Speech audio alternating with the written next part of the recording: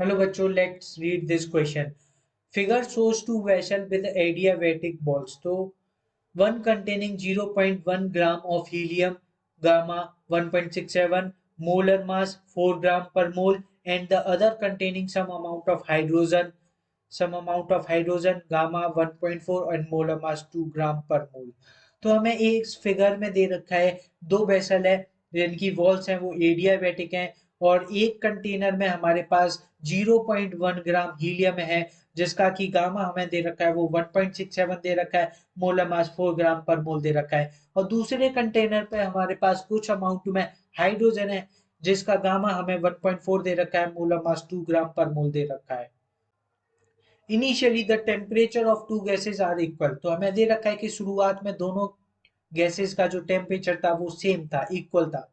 The gases are electrically heated for some time during which equal amount of heat are given to the two gases. अगर इन दोनों vessels में equal amount of heat दी जाती है, it is found that the temperature rise through the same amount in the two vessel.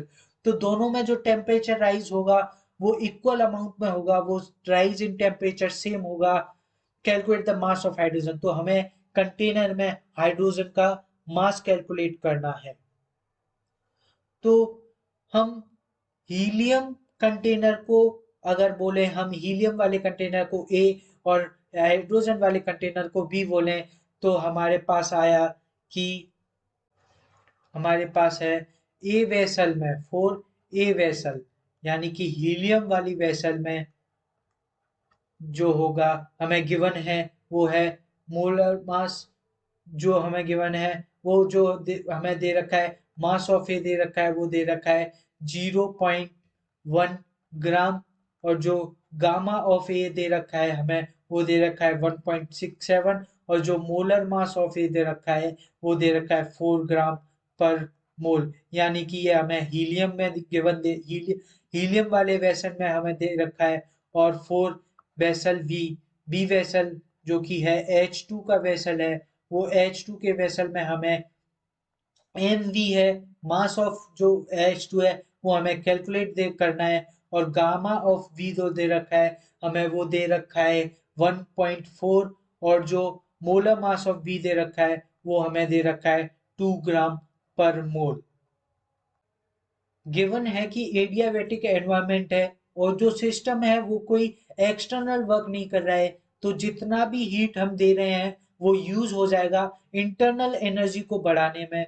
तो हम कह सकते हैं कि हमारी जो वॉल्स हैं वो एडियाबैटिक हैं, तो कोई वर्क डन अंदर नहीं हो रहा है, सारा का सारा वर्क डन है, सारा का सारा जो हीट सप्लाई होंगे वो इंटरनल एनर्जी को इंक्रीज करेगी क्योंकि वेसल की वॉल्यूम तो कांस्टेंट ही रहेगी, वेसल की वॉल्यूम तो कांस्टेंट ही रहेगी। तो जो हमारे पास आया D Q equals to D U हो जाएगा, क्योंकि वेसल की वॉल्यूम कांस्टेंट है तो डी डब्ल्यू इक्वल्स टू हमारे पास जीरो हो जाएगा।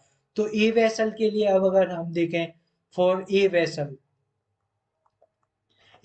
के लिए हम देखें तो हमारे पास आया D Q equals to N C V D T. तो डी क्यू हमारे पास निकलेगा, एन हमें दे रखा है वो दे रखा है 0.1 डिवाइडेड बाई 4 हमने निकाल लिया N into R C V 1.67 minus one into D T. हमें हमारे पास ये आ गया।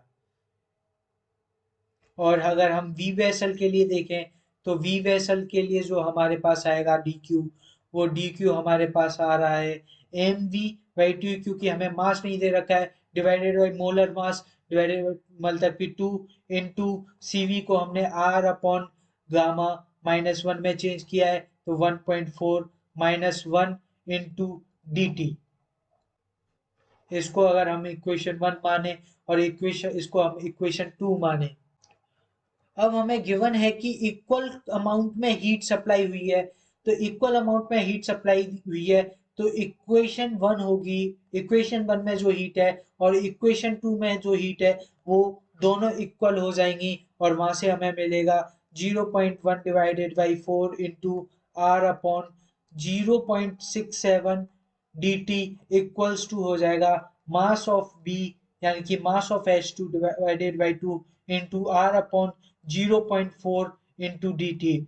dt से dt कैंसिल हो जाएगा, r से r कैंसिल हो जाएगा, तो हमें जो mv मिलेगा, हमें वो mv मिल जाएगा 0.0298 ग्राम, और अप्रोक्सीमेटली जो हमारे पास आ गया वो हो जाएगा 0.03 ग्राम। यानी कि हमें जो mv मिल रहा है, मास ऑफ H2 मिल रहा है, वो मिल रहा है 0.03 ग्राम।